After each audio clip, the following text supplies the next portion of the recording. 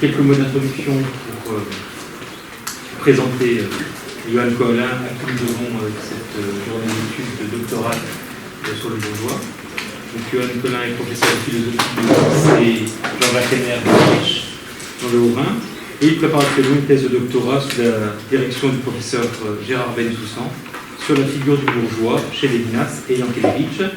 Donc, son intervention s'intitule « Figure du bourgeois chez Emmanuel Lévinas, le bourgeois dans la philosophie et la philosophie bourgeoise ». Merci. Donc, on réduit souvent la pensée d'Emmanuel Lévinas à sa dimension morale. Or, dans ces textes, on trouve de nombreuses références à des termes construits sur le radical bourgeois. Les noms si bien des adjectifs, bourgeois, petit bourgeois, le verbe son bourgeoisie, le nom bourgeoisie, etc. Et on a peut-être l'idée que la pensée de ce philosophe se construirait dans une certaine mesure dans la hantise souterraine de cette figure. On l'a dit déjà aujourd'hui, la figure du bourgeois est très présente, explicitement ou non, dans la philosophie, on l'a vu tout à l'heure, comme dans la littérature, on l'a vu aussi tout à l'heure. Littérature dont Lévinas revendique l'héritage. Aussi, est-ce à plusieurs titres que le rapport au bourgeois peut être étudié dans les écrits de Lévinas. En effet, si des allusions au bourgeois ou à la bourgeoisie parsèment son œuvre, par exemple quand il évoque son milieu d'origine ou celui de Franz Rosenzweig, Lévinas dresse deux portraits substantiels du bourgeois qui fonctionnent comme des repoussoirs, dont on peut dire qu'ils reprennent des éléments traditionnels de la description du bourgeois. D'autre part, et c'est peut-être le plus fondamental dans la pensée de Lévinas, c'est la philosophie occidentale elle-même qui est considérée comme bourgeoise. La philosophie, une certaine philosophie, on va voir laquelle, qui serait bourgeoise. Aussi est-on conduit à se demander ce que serait une philosophie non bourgeoise, et si elle est possible. Enfin, et de manière sans doute plus anecdotique, il nous semble possible de lire les ébauches de romans de Lévinas comme comportant une dénonciation de l'esprit bourgeois, fustigé par ses contemporains. On va voir d'abord, en première partie, les quelques éléments, si on veut, du portrait du bourgeois. C'est dans son premier texte, De l'évasion, que Lévinas se fixe sur la figure du bourgeois, pour la dépasser. Estimant que le bourgeois est le résultat de l'évolution de la philosophie, il embrosse le portrait en pointant plusieurs caractères. Le premier d'entre eux, celui qui caractérise de prime abord le bourgeois, c'est sa suffisance, c'est-à-dire le sentiment qu'il se suffit à lui-même, qu'il est d'abord pour lui-même, avant d'être en lien avec les autres, ou avec Dieu. Lévinas écrit ainsi, je cite, « Suffisance chez le petit bourgeois, elle n'en nourrit pas moins les rêves audacieux du capitalisme inquiet et entreprenant. » Fin de la citation. Ici, le mot bourgeois consonne avec un sens marxiste auquel on s'attend, et le bourgeois se définit par rapport au capitalisme. Le capitalisme est donc vu comme s'appuyant sur cette philosophie, la philosophie occidentale. Le terme de suffisance évoque la suffisance bourgeoise conforme à toute une tradition littéraire. On en déduit aussi qu'il n'y a pas de différence de nature, mais seulement de degré, entre l'esprit du petit bourgeois, mesquin, étriqué, et celui du capitaliste audacieux et entreprenant, qui est du coup condamné comme l'esprit petit bourgeois. L'aventure entrepreneuriale, le héros bourgeois à la conquête du nouveau marché, créant un nouveau besoin, n'est pas essentiellement autre que celui du boutiquier, de l'épicier avaricieux et économisant tout ce qu'il peut, qui tient le gâchis pour la plus haute faute morale. Et c'est cette suffisance qui, je cite, toujours Lévinas, préside à son culte de l'effort, de l'initiative et de la découverte, qui vise moins à la réconciliation de l'homme avec lui-même qu'à lui assurer l'inconnu du temps et des choses. Fin de la citation. Le culte de l'effort, comme composant de l'idéologie bourgeoise, est critiqué en ce qu'il dévoie le sens même de l'effort. Il le fait valoir pour lui-même, alors qu'il ne serait vertueux que si vers quoi il tendait était bon. Et le problème, c'est que le bourgeois consent aux efforts pour changer le monde sans se dire qu'il devrait peut-être faire des efforts pour se changer lui-même. Cette idée ne lui traverse pas l'esprit, puisqu'il est suffisant. Il ne veut pas être plus ou mieux, il ne lui sert à rien, estime-t-il, de s'efforcer de se changer lui-même. Et ce sentiment de valoir suffisamment, de se suffire à lui-même, cette sorte de satiété de soi, aboutit à la deuxième caractéristique du bourgeois pour Lévinas, la bonne conscience bourgeoise. L'excellente analyse qu'a proposée Pierre Girardet ce matin. Comme le dit Lévinas dans la suite du portrait qu'il peint, je cite, « Le bourgeois n'avoue aucun déchirement intérieur et aurait honte de manquer de confiance en soi. » Fin de la citation. Ce qui est primordial, c'est que le bourgeois affiche une bonne conscience en toutes circonstances. L'absence de déchirement intérieur indique l'absence de mauvaise conscience, de doute sur la valeur morale de ses actions ou de ses désirs, et a pour corrélatif l'unité du sujet. Le sujet n'est pas séparé en deux par une volonté de faire le bien d'un côté et de l'autre la tentation de faire ce qui lui est avantageux. Dans ce sujet 1, on ne peut pas penser un sujet déchiré par sa mauvaise conscience, ou dénucléé, comme le décrira plus tard Lévinas. Il a sa conscience pour lui. Il sait qu'il vaut assez pour avoir confiance en lui. Pour justifier son action sur le monde, le bourgeois s'appuie sur sa bonne conscience manifeste, sur le fait que ses actions ne paraissent pas rencontrer d'obstacles en lui, qu'il semble en accord avec lui-même quand il décide. Autrement dit, le bourgeois ne fait pas d'effort pour se changer lui-même. Je cite Lévinas, son manque de scrupules est la forme honteuse de sa tranquillité de conscience. Fin de la citation. Voulant paraître en accord avec lui-même, le bourgeois semble dissimuler et déguiser ce qu'il est. Y arrive-t-il? Le manque de scrupules évoqué par Lévinas peut faire penser au manque de scrupules de celui qui a la loi et le droit pour lui, et qui agit conformément à leurs prescriptions, mais sans amour. Là, on retrouve l'élection de dont je vais parler ce matin. Le bourgeois est enfoncé dans l'économie, soustraite à la morale, fixée sur l'enrichissement. La bonne conscience, la tranquillité de conscience du bourgeois est une carapace pour faire ce qui est conforme à sa volonté de posséder, de maîtriser. Lévinas explique que si les bourgeois ont bonne conscience, ce n'est pas parce que leur conscience est innocente ou irréprochable, comme a été Fleur de Marie, tu évoquais tout à l'heure, mais parce qu'ils ne l'entendent pas ou l'ont déformé. Comme les bourgeois n'ont pas de mauvaise conscience, alors qu'ils le devraient, c'est ce défaut de mauvaise conscience qui est pris pour une bonne conscience. Ce n'est pas parce qu'il n'a pas de scrupules que le bourgeois a bonne conscience, mais c'est parce qu'il ne la prend pas en compte. Et s'il ne la prend pas en compte, c'est qu'il est bien trop occupé à posséder, à emmagasiner, à accumuler. Et c'est la troisième caractéristique du bourgeois, son obsession pour la possession qu'il entend conserver. Lévinas poursuit son étopée en notant que le bourgeois, je cite, se soucie de la réalité et de l'avenir car il menace de rompre l'équilibre incontesté au présent où il possède. Fin de la citation. Le souci du bourgeois n'est pas lié à un dilemme entre le bien et le mal qui entraînera éventuellement une mauvaise conscience, mais au fait de savoir comment agir pour continuer de maîtriser, ou maîtriser davantage, l'ordre extérieur. L'avenir peut le voir dépossédé. Il craint dans l'avenir que ses possessions ne soient plus garanties et lui soient ôtées. S'appuyant sur la réalité présente, le bourgeois semble s'appuyer sur le fait de sa propriété et la légalité de celle-ci, plus que sur son droit et la légitimité de cette dernière. Très caractéristique du bourgeois, il possède, écrit Lévinas, sans qu'on connaisse l'objet de ses possessions. Cela signifie qu'il se définit par le fait de posséder plus que par l'objet de cette possession. Il est celui qui possède, qui a. Il est d'avoir. Son être se définit par ce qu'il a.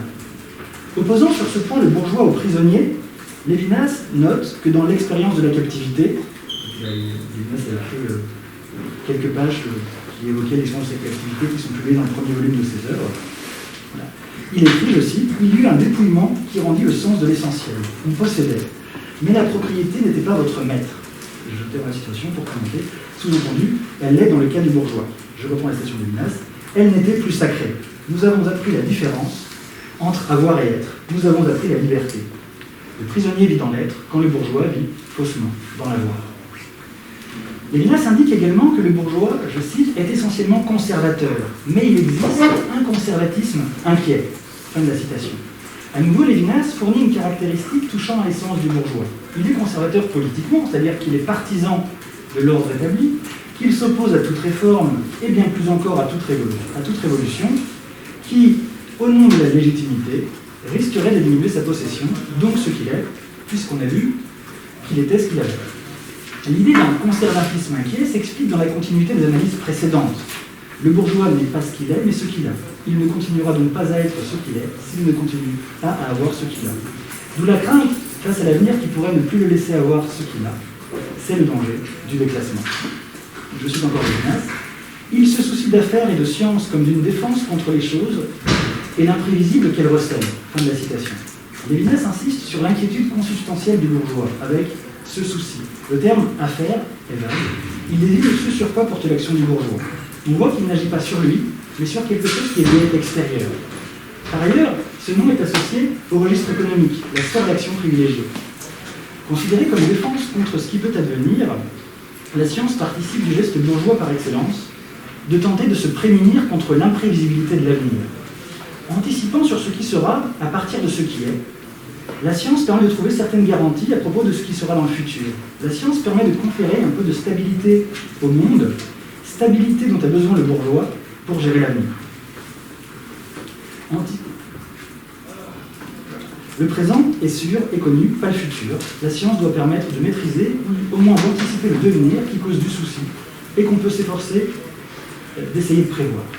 Tout ce qu'a le bourgeois, donc, l'assure contre la misère, le protège du dénuement, de la faiblesse, de tout ce que Lévinas attribuera par suite comme caractéristique au visage, qui est un thème bien connu de sa philosophie. Je poursuis une citation de Lévinas, mais médiocrement matérialiste, il préfère à la jouissance la certitude du lendemain. Fin de la citation. Le bourgeois ne peut se définir par la jouissance, mais plutôt par une forme d'épargne. Le bourgeois n'est pas une figure de l'hédonisme, mais de la sécurité et d'une forme d'assurance. Le bourgeois n'accumule pas pour profiter et tout gaspiller, mais pour avoir des réserves à utiliser dans l'avenir, si, imprévisible, il le malmenait. Il cherche des assurances, des certitudes à opposer à l'inconnu de l'avenir. Cette attitude du bourgeois est développée et expliquée à la phrase suivante, que je cite, « Contre l'avenir qui introduit des inconnus dans les problèmes résolus sur lesquels il vit, il demande des garanties au présent. » Fin de la citation. L'imprévisibilité de l'avenir est formulée sous le terme d'inconnu, évoquant le problème de la résolution d'équations. Le bourgeois agit dans le présent de façon à le dominer. L'existence est considérée ici comme un problème, qui est, du moins théoriquement, résolu. L'inquiétude et le souci ne portent pas sur le présent. La preuve en est qu'il a atteint une forme de paix intérieure, mais sur l'avenir, pour contrer le potentiel effet délétère du futur. Au présent, il demande des certitudes, des garanties pour le futur. Poursuivant dans cette veine économique, Lévinas écrit, je cite, « Ce qu'il possède devient un capital portant des intérêts ou une assurance contre les risques et son avenir. Ainsi apprivoisé, s'intègre dès lors à son passé. » Fin de la citation. En assurant au présent son futur, on ne laisse pas de place, ou en tout cas le moins possible, à l'imprévisibilité du futur. L'existence bourgeoise est une prévoyance, au sens que banques et assurances donnent à ce terme. Une tentative d'anticiper ce qu'il pourrait y avoir de dommageable dans le futur. En faisant en sorte que son avenir soit aussi certainement connu et par l'assurance aussi confortable et sécurisé que son passé, le bourgeois vit une existence quasiment linéaire où rien d'extérieur ne vient troubler la maîtrise qu'il exerce sur le monde. Tout événement est réglé par avance de façon à limiter les risques d'une dépossession ultérieure. L'idée même d'une assurance conduit à mettre en évidence l'importance que le bourgeois accorde à sa sécurité. On voit également que le bourgeois se définit par un certain rapport au temps. Je redonne le texte de l'évasion et j'analyse rapidement le texte qu'il a écrit sur la captivité. Dans ce texte, Lévinas écrit, je cite, que le bourgeois est un homme installé, il souligne ce mot, il ne peut se soustraire au sérieux de la vie. Fermez les guillemets. Opposant ainsi à nouveau le bourgeois au prisonnier, le prisonnier aussi est installé dans un camp au sens de fixer, de river, mais il ne l'est que corporellement, alors que le bourgeois est installé au sens de river dans l'être. Le bourgeois ne peut se soustraire à ce qu'il croit être le sérieux de la vie. Opérant ainsi un glissement de sens, le sérieux, c'est pour le bourgeois les chiffres, c'est le quotidien, c'est les affaires qu'on prend pour le cœur de l'existence. Et là-dessus, il se trompe. C'est l'expérience de la captivité qui enseigne aux prisonniers où se trouve le sérieux authentique de la vie, loin des affaires bourgeoises. Le bourgeois, pourrait-on dire, est prisonnier de l'esprit de sérieux. Et pour le bourgeois, sérieux, ce qu'il considère comme tel et qu'il n'est pas réellement. Pourquoi le prisonnier peut se soustraire au sérieux de la vie ? Parce qu'il ne la maîtrise pas. Il doit s'adapter. Il n'y a pas de cadre à sa vie qui soit ferme et assuré d'être permanent. Comme le dit encore Lévinas, je cite, son activité quotidienne est la réalité vraie. Fin de la citation. Le bourgeois existe sans se soucier de son être propre. Il est englué dans le quotidien, croyant que c'est de l'authentique, que le sens de la vie s'y trouve. Lévinas poursuit cette description et énumère, en insistant par des adjectifs possessifs, donc il énumère une somme de possessions du bourgeois. Je cite, sa maison, son bureau, son cinéma, ses voisins sont les points cardinaux de son existence. Fermez les guillemets. Le bourgeois s'oriente ainsi en fonction de ce qu'il possède. Le prisonnier, lui, par opposition, n'a pas tout ça. Et en faisant l'expérience qu'il fait, il s'aperçoit que ce qu'il possède n'est important qu'en apparence, en surface. Aussi, écrit Lévinas, je cite, sur le monde, sur le vaste monde, le bourgeois n'ouvre que son journal et il ouvre comme une fenêtre. Il reste spectateur. C'est-à-dire sans... Fin de la citation. Le bourgeois n'aperçoit du monde et de sa vie qu'une image. Il ne vit sa vie que médiatement. Il sait, mais il ne vit pas. Il ne sort pas de lui-même. Il ne s'expose pas au dehors, ni à l'extérieur, ni à l'ailleurs. La réalité est pour lui ailleurs, hors de son quotidien, et il le savait. Contrairement au bourgeois, le prisonnier est libre, car il a dû s'abstraire du quotidien qui se donne pour la réalité authentique, mais n'est qu'une forme d'aliénation. Réalité décevante pour le prisonnier qui sait que la réalité ne se limite pas à ce qu'il en sait ou ce qu'il en voit. Le prisonnier croit en quelque chose de plus authentique et pourrait-on dire, de plus réel que ce qui l'entoure immédiatement. je cite Lévinas, il n'a jamais pris au sérieux le cadre étroit de sa vie. Dit Lévinas pour signifier qu'il n'accordait pas d'importance à son quotidien, à ce qu'il lui présentement, mais se savait en périphérie de l'essentiel. Pour expliquer cela, Lévinas ajoute, je cite, pendant 5 ans, il était sur le point de partir. Les réalités les plus solides qui l'entouraient portaient le cachet du provisoire. Il se sentait engagé dans un jeu qui dépassait infiniment son mode d'apparence. Son vrai destin, son vrai salut, se faisait ailleurs. Le texte donc, qui relate l'expérience de cette collectivité se clôt sur un apparent paradoxe, qui est celui d'apprendre finalement la liberté prisonnière. Lévinas répète à trois reprises l'expression « nous avons appris », ce qui souligne la dimension formatrice, on pourrait presque même parler ici d'une conversion, à laquelle conduit la captivité. La captivité apprend à ne plus être bourgeois, comme si l'humain moderne l'était constitutivement et avait en quelque sorte besoin d'une expérience décentralisatrice, qui sera peut-être détruite dans la philosophie postérieure de Lévinas, pourrait-on dire, se désembourgeoiser. Dans un deuxième moment, regardons rapidement en quoi la philosophie, dans son ensemble, dans une certaine philosophie, peut être dite bourgeoise. Il s'agit de suggérer que ce qui est principalement bourgeois dans la pensée de Lévinas, c'est la philosophie occidentale traditionnelle. Que cette tradition philosophique occidentale soit conçue et condamnée comme bourgeoise, c'est évident et explicite dès le début de l'évasion. Rappelons que les premiers textes de Lévinas posent le problème du rapport à soi, avant de poser le développement complet à autrui. C'est pourquoi il est habituellement plus connu.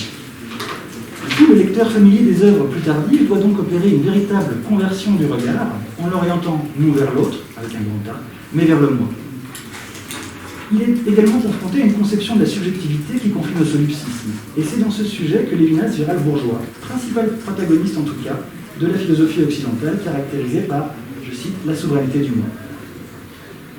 Dans la philosophie traditionnelle, qualifiée de bourgeoise, ou du moins de solidaire de l'esprit bourgeois, l'individu est appelé à desserrer l'étreinte de la réalité étrangère qui l'étouffe, pour assurer le plein épanouissement de sa réalité propre. Sa vocation humaine y est purement individuelle, voire individualiste. En tout cas, elle place le sujet et l'individu au centre. La lutte avec les obstacles extérieurs est seule ouverte à son être, faisant abstraction de la lutte intérieure avec soi-même, du travail sur soi. La lutte est dirigée contre l'étranger, l'autre, qu'il convient sinon de réduire au même, du moins de ne pas laisser empiéter sur sa réalité propre. L'homme, dans la philosophie traditionnelle et bourgeoise, semble jouer à ne pas agir sur le même, mais sur le monde qu'il tente de maîtriser, voire d'asservir. Lévinas, par une formule fondamentale pour toute cette question, note au début la description qu'il donne de l'esprit bourgeois qui s'incarne dans la philosophie. Cette conception du moi comme se suffisant à soi est l'une des marques essentielles de l'esprit bourgeois et de sa philosophie. Fin de la citation. On voit ici le mouvement par lequel Lévinas dénonce, peut-être pour la première fois, la fausse route que prend selon lui la philosophie traditionnelle, qui s'attache à ce sujet égoïste, autarcique et autonome, qui est le moi, considéré comme bourgeois par Lévinas. Cette, je cite, conception du moi comme se suffisant à soi, est ce que Lévinas tentera de renverser par une autre forme d'ordonnancement du sujet. Dans le début de l'évasion, il s'agit de l'esprit bourgeois, ce qui montre que le qualificatif de bourgeois n'est pas lié à une classe sociale, sur quoi on peut s'interroger au début de cette journée, mais à un état d'esprit, à une spiritualité. De là dérivent plusieurs conséquences. La première, et la plus importante en ce qu'elle laisse ouvert l'accès à une réflexion sur un autre sujet possible, une nouvelle forme de subjectivité sur laquelle réfléchira toute sa vie Lévinas, est que le sujet traditionnel de la philosophie n'est qu'une conception du sujet parmi d'autres. Le sujet de la philosophie est un des sujets possibles. La seconde conséquence est la caractérisation principale de l'esprit bourgeois comme se suffisant à lui-même, ce qui implique l'existence d'autres marques essentielles de l'esprit bourgeois, qui correspondent aux autres caractéristiques établies dans la philosophie.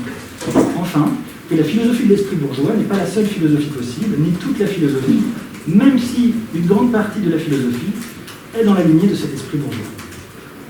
Dans un texte un peu plus tardif, Le temps et l'autre, Lévinas associe encore la conduite du bourgeois à des adjectifs désignant des philosophes. Je cite, « Au milieu des angoisses pascaliennes, kierkegaardiennes, nietzschéennes et heideggeriennes, nous nous conduisons comme d'affreux bourgeois. » Fin de la citation. La condamnation du pratique, du social et de l'utile par la philosophie, peut-être ici existentialiste, angoissée et égocentrique, au titre d'illusion nous permettant de nous détourner pour y échapper de notre existence authentique, comme le fait ici le divertissement pascalien évoqué par Lévinas, est vue comme bourgeoise. En effet, c'est seulement le bourgeois ici. C'est seulement le bourgeois, pardon. Ici, celui qui sait qu'il ne manque de rien, qui n'a besoin de changer, il n'a pas besoin de changer la répartition économique des biens puisqu'elle lui assure la satisfaction de ses besoins, qui a le temps et la possibilité de se poser des questions existentielles, de questionner son angoisse. Pour Lévinas, il faut d'abord pouvoir assurer sa survie et la satisfaction de besoins vitaux avant de spéculer sur le sens de la vie. Seuls ceux qui ont le ventre plein peuvent considérer comme inauthentique et détournant du questionnement qui serait véritable la question de la nourriture, du partage, du travail et de l'argent nécessaires pour accomplir les divers devoirs sociaux, comme s'habiller par exemple. Je cite à nouveau Lévinas. On a beau qualifier de chute, de vie quotidienne, d'animalité, de dégradation et de matérialisme sordide l'ensemble des préoccupations qui remplissent nos longues journées et qui nous arrachent à la solitude pour nous jeter en relation avec nos semblables, ces préoccupations n'ont en tout cas rien de frivole. On peut penser que le temps authentique est originellement une extase, on s'achète une montre. Malgré la nullité de l'existence, il faut, dans la mesure du possible, être décemment habillé. Et c'est à des préoccupations de bourgeois repus et satisfaits que s'adresse ainsi cette conception de la philosophie.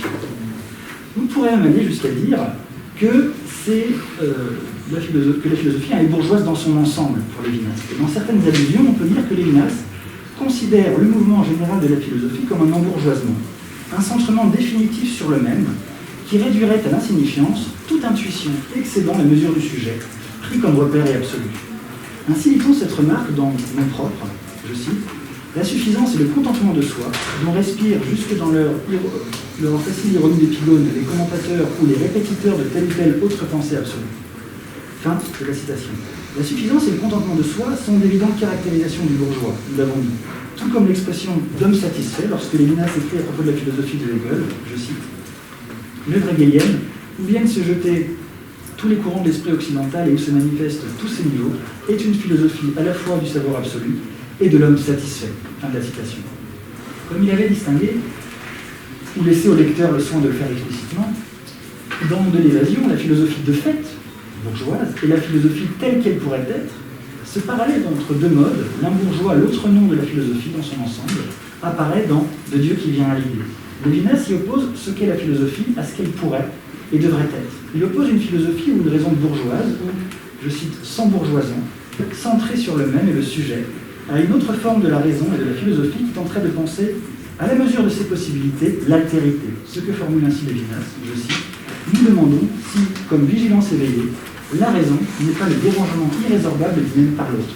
Réveil ce qu'ont l'état de veille, dérangement du même par l'autre dans la différence qui, précisément non-indifférence, ne se prête pas aux adversités. » Fin de la citation.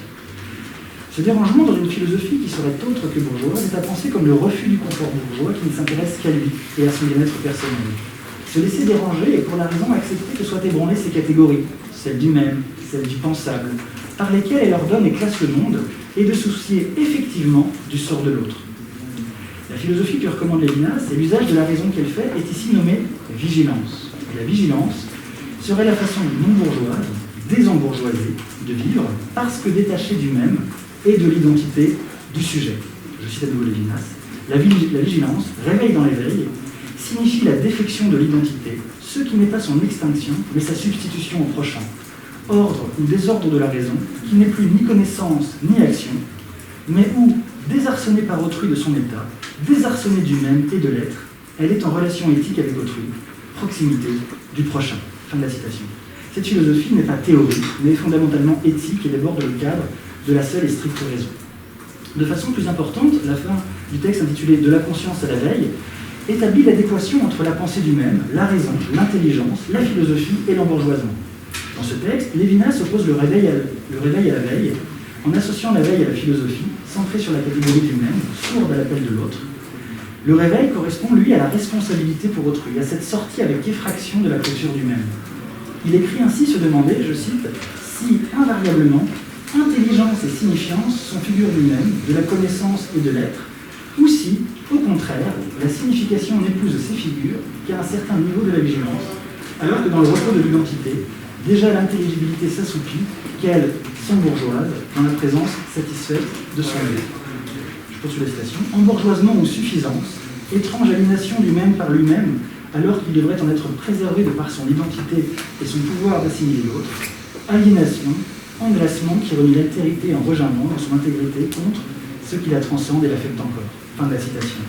L'embourgeoisement est le mouvement par lequel l'intelligence est le même, au lieu de s'efforcer de faire droit à l'altérité, retombe dans une forme de paresse, par laquelle ils restent enfermés dans leur catégorie au lieu de s'ouvrir. Les termes de repos, s'assoupit, sans bourgeoise, sans graisse, évoquent l'absence d'effort de l'intelligence pour sortir d'elle-même et la tendance à ne rester qu'en elle-même, s'affranchissant de l'exigence de sortir de soi pour aller vers l'autre. À ce titre, et explicitement, cette intelligence qui s'enferme dans le même est bourgeoise. Cette qualification de bourgeoise peut être étendue à la raison comme la suite immédiate du texte, distinguant un mode d'être particulier de la raison, celui par lequel elle rejoint l'intelligence dans le but de lui-même, contrairement à la pleine vocation de la raison, appelée ici par Lévinas raison vivante. Lévinas semble établir une distinction entre une visée que devrait idéalement avoir la raison, ne pas en rester au même, donc s'efforcer de penser l'altérité, et l'usage qu'elle a le plus souvent, et en particulier dans l'usage de fait de la philosophie, de fait, ne se préoccupe que du moins. L'absence de prise en compte de l'altérité authentique par la philosophie occidentale est une des caractéristiques principales de cette dernière. Je cite Lévinas, « La philosophie occidentale coïncide avec le dévoilement de l'autre, ou l'autre, en se manifestant comme être, perd son altérité. La philosophie occidentale est atteinte, depuis son enfance, d'une horreur de l'autre qui demeure haute, d'une insurmontable allergie. » Maintenant, rapidement à une petite lecture des œuvres romanesques, entre guillemets, de Lévinas. Voilà.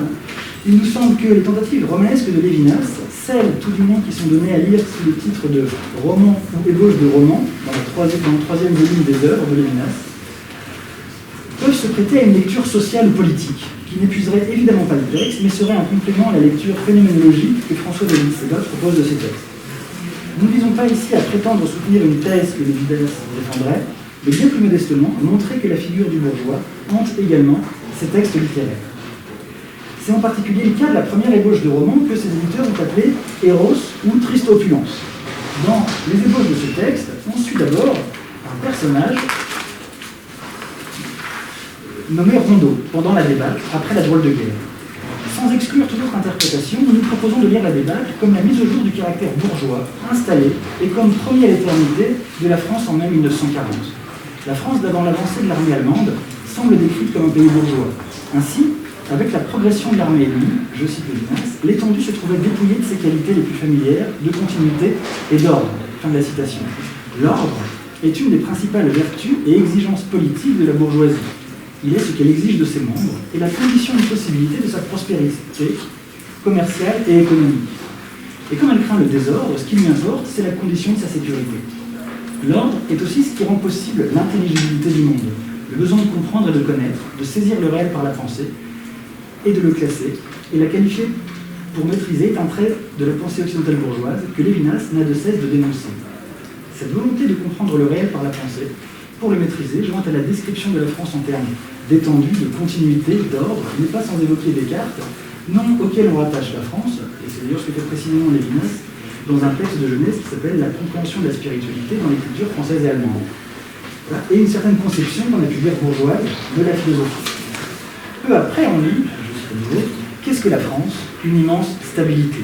Toutes les formes de la vie arrivaient à leur plénitude, comme des fruits éternellement mûrs. Fin de la citation.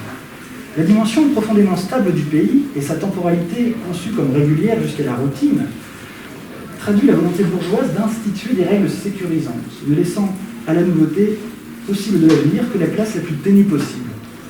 Et c'est ce que Lévinas décrit au début de l'évasion quand il tentait de cerner l'esprit bourgeois. Rien d'ailleurs ne semble capable de troubler un ordre qui paraît immuable, au point qu'on serait tenté de le juger naturel. C'est ce qui illustre la suite de la description que je vous lis, je le cite. Au pays où aucune catastrophe n'empêchera les fonctionnaires de toucher leur retraite, où la vie civilisée arrive à une telle possession d'elle-même qu'elle se sait aussi éternelle, aussi immuable que la nature, comme ces villes qu'un Français ressent comme des paysages. Fin de la citation. Dans ce pays qui semble condamné au retour du même, dont le temps semble intangible, la guerre semblait impossible. Je cite Lévinas, chaque personne se demeurait précieuse, chaque institution respectable, chaque fatigue oubliée autour d'une bonne table. Fin de la citation. L'attention, en temps de paix, est portée à chaque individu dans un pays où l'individualisme a pris le pas sur le holisme. C'est en effet l'individu, celui des droits de l'homme et du citoyen, qui est au cœur de la société, qui a des droits et peut être propriétaire. Or, pendant la guerre, les droits des individus sont temporairement au moins suspendus et l'individu tend à être sacrifié au collectif, au nom de l'effort de guerre. Et cette subordination de l'individu au collectif ne peut pas être acceptée dans la mentalité bourgeoise de la France, qui s'apprête à vivre la débâcle. Rondeau, le personnage principal de quelques pages, est également présenté comme un bourgeois. français moyen, dit Lévinas. Sociologiquement, il l'est, puisque Lévinas écrit qu'il est le fils d'un petit fonctionnaire, et que Rondeau est dit se situer au même niveau sur l'échelle sociale. Il est lié au commerce, puisqu'il est représentant en soirée. D'esprit également, et même surtout, Rondeau est un bourgeois. Lévinas écrit qu'il n'est pas une intelligence, que les adversaires des bourgeois lui reprochent, en fustigeant sans cesse sa bêtise, mais une raison.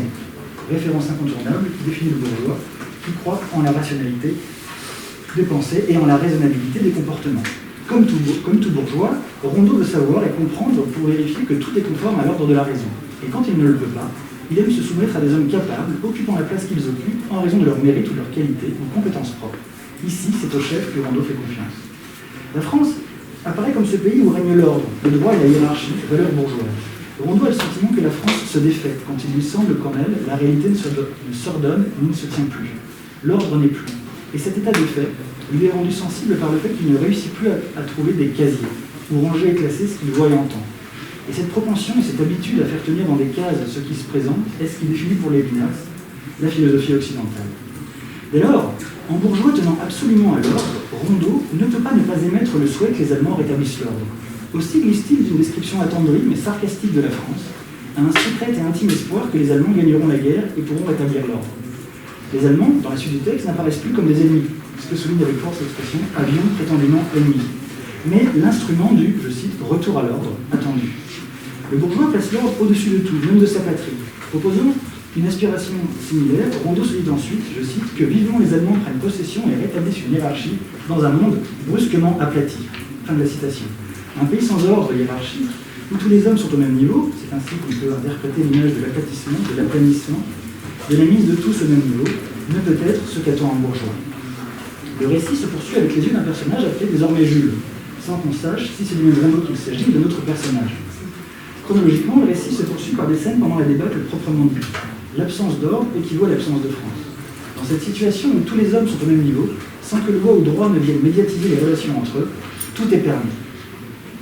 Et demeure toutefois une conviction partagée par beaucoup, celle selon laquelle l'ordre bourgeois, c'est-à-dire l'ordre économique et social, ne disparaîtra pas, quel que soit l'ordre politique qui pourra advenir. Cette conviction se trouve dans la métaphore développée autour de la propriété privée, fondement du code civil et de l'ordre bourgeois. Je cite à nouveau Lévinas. Tout peut passer. Les drapeaux changent de couleur, les frontières de direction. Tout cela est comme une mer changeante qui va le rocher immobile de la propriété privée. Fin de la citation.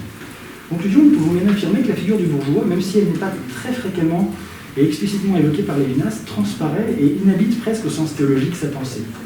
Ici, l'analyse succincte des ébauches de textes littéraires nous y fait lister plusieurs indices qui tentent à corroborer nos analyses sur ces textes non littéraires. D'abord, les personnages qu'il évoque sont essentiellement des représentants d'une bourgeoisie, certes par leur appartenance sociale, mais surtout par leur état d'esprit. Rondeau incarne l'esprit bourgeois, inauguré d'une certaine façon par la philosophie cartésienne, qui ouvre la philosophie moderne et assigne à la raison et au calcul le but de maîtriser la nature et le cours des choses. Descartes et l'attitude de Rondeau face au réel sont représentatifs de ce que Lévinas appelle l'esprit bourgeois de la philosophie, ou ailleurs la philosophie occidentale, où c'est la raison et l'intelligibilité du monde qui sont posés de façon quasi axiomatique comme les repères décisifs pour ordonner et comprendre le réel. De plus, le bourgeois y apparaît comme le partisan de l'ordre, plus que de la justice, et comme tenant plus que tout à sa misérable existence. Il semble consécutivement prêt à recueillir ses ennemis en littérature, pourvu qu'il leur restitue l'ordre, garantissant leur sécurité, leur propriété et l'intelligibilité du monde. Je vous remercie.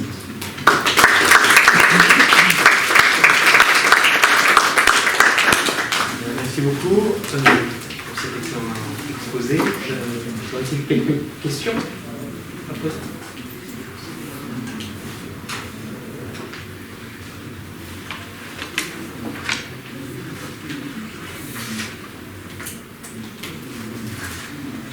Oui. J'aimerais juste savoir si vous pouviez juste répéter la référence que vous avez donnée à la fin, avec le personnage Rondeau. Alors voilà, en fait, dans Lévinas a écrit plusieurs livres de son vivant, et au début des années 2010, on a publié certains textes de lui qu'on a retrouvés après sa mort. Donc il y a 3 tomes des œuvres, et là, ça vous le trouvez dans le 3e tome, et c'est donc au titre Ébauche du roman. Donc il y a ce texte qui est écrit 2 fois, je crois, une fois, les éditeurs ont essayé de reconstituer de reconstituer l'histoire le plus sensément possible, et dans l'autre, on voit vraiment les traces qu'a pu faire Lévinas, donc on nous apprend sur quelle carte de visite ça a été écrit, qui l'a barré tel mot, etc., etc. Et donc ce sont des ébauches qui ont été faites, voilà, et que Lévinas, sur lesquelles Lévinas a travaillé, je crois, relativement longtemps. Enfin, c'est pas juste un temps de jeunesse, c'est dans ce volume des poèmes qu'il a écrits quand il était adolescent, mais là c'est un texte plus tardif. Et Lévinas, ayant lui-même vécu la débarque, ayant vécu la captivité, voilà, donc ces textes sont pas tout à fait inintéressants du point de vue notre. Est-ce que vous savez à peu près la période à laquelle il a écrit ses œuvres? Tardives, mais vraiment tardives, vers la fin de son œuvre ou... Alors, les œuvres tardives, vous voulez dire le roman là? Oui. Ah non, le roman il est pas très très tardif, mais ce que je veux dire c'est que c'est pas non plus une œuvre de jeunesse. Alors j'ai pu... bon, je vous dirais que je sais plus, alors c'est forcément après la guerre, puisqu'il a décrit. Mais alors, non, après je sais pas. Non, je peux pas vous dire là précisément. Au fond, la figure de la captivité, on l'avait quand même saisi dans le devenir très étrange du comte de Monte Cristo. Enfin, je veux dire, on n'en a pas nécessairement parlé ce matin, mais que chez Lévinas, la captivité constitue une forme de retournement ou de révélation même de l'être, au fond, et pas de l'avoir. Ça, c'est quelque chose qui semble aussi transiter dans le roman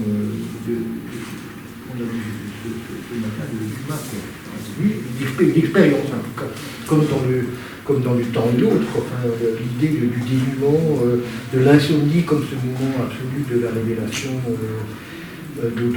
d'autres choses, au fond, qu'une temporalité chronologique, etc. Enfin, quelque chose qui n'en finit pas, l'horreur de Gilia. Oui, alors, ce qui est évident, c'est que ce récit de captivité, il est extrêmement intéressant à mettre en rapport avec celui de Pierre Bezoukov, tu sais, dans Guerre et Paix. Il se retrouve, finalement, il hérite de plein de richesses, il ne sait pas comment faire, il ne sait pas quel sens donner à sa vie, alors il voit un peu, donc voilà, il ne sait pas quoi faire. Et un jour, c'est très lévinassien, il est, l'armée de Napoléon met le feu à Moscou, je crois. Et du coup, il ne sait pas pourquoi, quelqu'un appelle parce qu'il y a une petite fille qui est dans un immeuble en feu, lui il court la chercher, il court la sauver, donc c'est quasiment lévinassien, où il ne voit pas le visage, puisque il voit le visage de la mère qui est plutôt alertée, et il court sans se demander si c'est à lui d'y aller. Il y va, il revient, finalement il voit des soldats français qui parlent mal à une fille, il veut s'interposer, il s'en prend une, et il se réveille en prison. Et là on lui fait croire qu'on va l'exécuter, etc. Et en prison il rencontre une sorte de paysan sage qui lui enseigne plein de choses. Alors c'est intéressant aussi parce que ce paysan il parle par proverbe, c'est vraiment voilà. Et en sortant de là, il est métamorphosé, il est libéré, alors pas de sa fortune complètement, mais en tout cas des apparences sociales, des jeux sociaux, etc. Et ça va le conduire, alors après ce serait le cas chez Lévinas, je ne sais pas, mais ça va le conduire ensuite à l'engagement politique, puisqu'à la fin de Guerre et Paix, il me semble, voilà, il se demande s'il ne va pas quand même essayer de demander aux auteurs d'être un peu plus soft.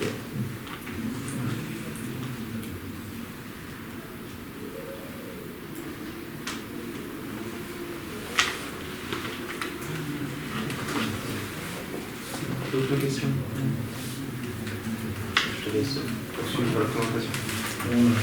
Oui, Johan, éventuellement. Tout à l'heure, tu me relançais sur la question de l'amour. D'ailleurs, tu m'as pris par surprise, je ne m'y attendais pas. Et tu parlais également de Rosenzweig. Rosenzweig qui a cette formule magnifique dans le cas d'un amour parfait, d'un amour réussi. Il précise que c'est une élection, donc un choix, une élection parmi des milliers. Donc il y en a des milliers et des milliers, et il n'y en a qu'un ou une avec qui ça peut fonctionner à chaque fois sur ces milliers et ces milliers. Alors pourrait-on dire du bourgeois que c'est la même chose, ou plutôt tout l'inverse? Est-ce que ce ne serait pas un remplissage qui correspond à certains codes, ça colle, mais quelque chose de strictement remplaçable? Alors, comme un bien consommable. Oui, je ne suis pas sûr de ce que du tout, mais il me semble que alors je pose la question exprès très abruptement, quitte à aller dans l'excès. D'accord, en fait, pour répondre dans l'excès, il n'y a pas d'amour pour le bourgeois, il n'y a pas d'amour romantique. Il y a un mariage codifié, il y a des relations charnelles tarifées, ou avec des sous-brecs, mais l'amour en tant que tel, c'est pas quelque chose. Voilà, le bourgeois se moque du sentimentalisme, le bourgeois refuse. Alors, je ne sais pas le mariage, je ne pensais pas sur le mariage d'amour en tant que tel, mais En tout cas, ce que refuse le bourgeois, c'est qu'il serait lors d'une mésalliance non pas aristocratique en termes de revenus. De revenus, oui, tout à fait. Voilà. Ouais. Donc, du coup, la question de l'amour en tant que tel, c'est bien une...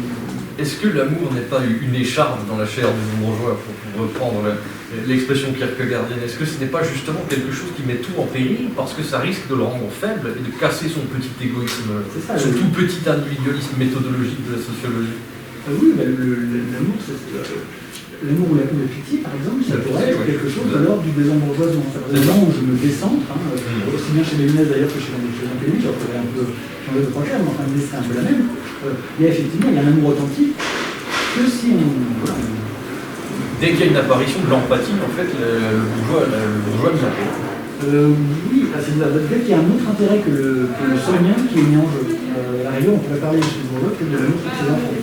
Mais à condition que ce soit parce que ses enfants, quelque part, c'est un peu nous, enfin, ça reste... Parce qu'il faut presque c'est le propriétaire. Il faut qu'il voit ses enfants comme autre chose qu'un simple retour sur investissement. Voilà, c'est ça, parce que sinon, l'enfant, c'est celui à qui il paye, si vous voulez, on paye une instruction pour qu'il brille, pour qu'il réussisse, etc. Et on peut attendre aussi éventuellement un retour. Il y a des phrases de Jean-Péniche sur le fait de placer ce gens, entre guillemets, ou des choses comme ça, qui font un petit peu sourire sur le fait qu'il peut avoir un niveau de la vie de ses enfants, mais avec surtout, peut-être aussi, on a vu un petit peu cette image du père, je l'ai dit ce matin, le père c'est le chef, donc finalement, tant que le père est là, le fils n'est pas libre, le fils n'aime pas qui veut, le fils, c'est la volonté du père qui prime, enfin, des choses comme ça. Donc il n'y a pas d'amour véritable, me semble-t-il, pour toi. Commencer à aimer, c'est tendre vers le sentimentalisme, vers le bourgeois, ou alors vraiment chercher du charnel, et faire quelque chose comme ça. Très bien, merci.